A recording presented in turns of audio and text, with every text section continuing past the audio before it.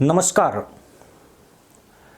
NDA की लगातार तीसरी बार की सरकार में भाजपा को अपने दम पर पूर्ण बहुमत नहीं मिला है, तो एक बात बार बार कही जा रही है कि क्या नरेंद्र मोदी गठबंधन की सरकार चला पाएंगे, क्योंकि 2 बार तो भाजपा के पास पूर्ण बहुमत था।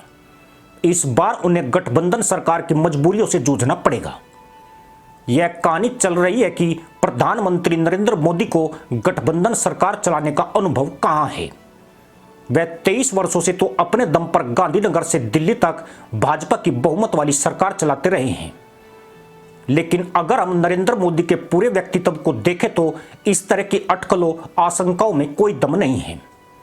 प्रधानमंत्री मोदी के पास गठबंधन सरकार चलाने का अनुभव नहीं है, तो वे चंद्रबाबू नायडू और नीतीश कुमार के भरोसे 5 साल कैसे खपेंगे।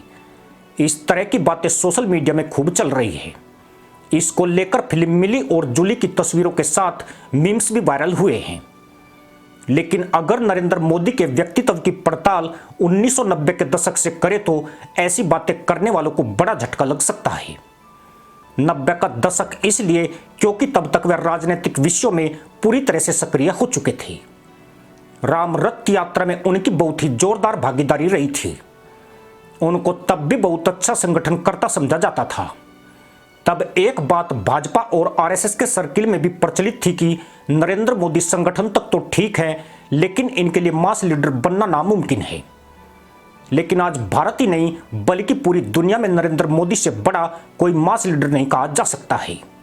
2001 में जब तत्कालीन प्रधानमंत्री अटल बिहारी वाजपेयी के आशीर्वाद से नरेंद्र मोदी को गुजरात में गुटबाजी में उलझी बीजेपी सरकार संभालने का मौका दिया गया, तो यह सवाल उठे कि चुनाव लड़ना और लड़वाना मोदी के वश की बात नहीं है। उस समय यह नैरेटिव चला कि गुजरात बीजेपी में जिस तरह से शंकर सिंह वघेला और केशुभाई पटेल जैसे दिग्गजों की वजह से महासंग्राम मचा है, उसे संभालना इनके लिए बहुत मुश्किल है। मोदी कहां चुनाव लड़ पाएंगे और क्या पार्टी को जिता पाएंगे। लेकिन मोदी गुजरात बीजेपी नहीं, गुजरात का चेहरा बन गए।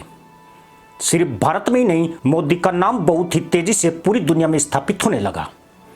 उन्होंने पूरे 14 साल तक गुजरात में शासन किया। वह पार्टी और प्रदेश दोनों को अपने दम पर हैंडल करते रहे।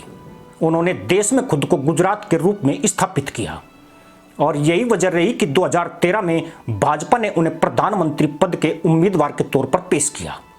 खैर, जब 2014 में गुजरात के मुख्यमंत्री गांधीनगर से दिल्ली आकर देश के प्रधानमंत्री बने, तो यह नैरेटिव चलाया गया कि यह गुजरात नहीं है, मोदी कहां देश की राजनीति को संभाल पाएंगे। इस देश में स्थिति तो ऐसी भी रही है कि सबसे बड़े विपक्षी दल के सबसे बड़े नेता 2-3 वर्षों तक एक ही तरह से मानने के लिए तैयार ही नहीं दिखे कि मोदी उनकी नींद में आने वाला सपना नहीं है, बल्कि वास्तव में देश के लोकप्रिय प्रधानमंत्री हैं। पीएम मोदी ने 10 साल तक देश चलाया। सारा विपक्ष इकट्ठे उनके खिलाफ जुटा रहा, लेकिन वह उन सब का अपने दम पर सामना करते रहे। तरह तरह के मोदी विरोधी नैरेटिव तैयार किए गए और तीसरी बार एनडीए को आगे से लीड करके सत्ता में वापसी करवाकर पहले प्रधानमंत्री जवाहरलाल नेहरू के रिकॉर्ड की बराबरी करके विपक्ष के गाल पर जोरदार तमाचा जड़ दिया। जब 2014 में मोदी सरकार बन गई और बीजेपी की अगुवाई वाली एनडीए सरकार चल पड़ी, तो कहा जाने लगा कि दिल्ली तक तो ठीक है, वैश्विक राजनीति में कुछ नहीं कर पाएंगे। उसी साल पीएम मोदी संयुक्त राष्ट्र जनरल असेंबली में पहुंच गए और बता दिया कि वह सिर्फ भारत ही नहीं बल्कि वह वैश्विक राजनीति भी बदलने आ गए हैं। 10 साल बाद स्थिति यह है कि भारत अपने हित देखकर ही कोई फैसले लेता है। दुनिया की कोई भी ताकत भारत को अपना नजरिया बदलने पर मजबूर नहीं कर सकती है। दुनिया के तमाम बड़े देश किसी गंभीर विश्वव्यापी मसले पर पीएम मोदी की राय को गंभीरता से सुनने को मजबूर हैं। कई बार तो उनकी सलाह लेने में ही सबकी भलाई समझते हैं। प्रधानमंत्री नरेंद्र मोदी के राजनीतिक व्यक्तित्व को 2 तरह से समझने की कोशिश करनी पड़ेगी। वह बहुत ही प्रभावशाली व्यक्तित्व के धनी इंसान हैं। वह अपनी सोच सीधे थोपते नहीं हैं। वह लोगों को उसमें भरोसा करने के लिए तैयार करते हैं और तर्कों के आधार पर सहमति जुटाने की कोशिश करते हैं। मौजूदा राजनीतिक हालात में जमीनी हकीकत यह है कि बगैर बीजेपी कोई भी सरकार पूरी तरह से नामुमकिन तो नहीं, लेकिन लगभग असंभव है। पीएम मोदी को पता है कि अगर गठबंधन सरकार चलाने का जनादेश उन्हें मिला है तो इससे मुंह फेर लेना अब नायडू और नीतीश के लिए भी आसान नहीं होगा। इस साल आने वाले कुछ ही महीनों में 3 महत्वपूर्ण विधानसभा चुनाव होने हैं। उनमें से एक में बीजेपी की गठबंधन वाली और एक में अपनी सरकार है। विपक्षी दलों की तीसरी सरकार में कांग्रेस पार्टी भी सहयोगी है।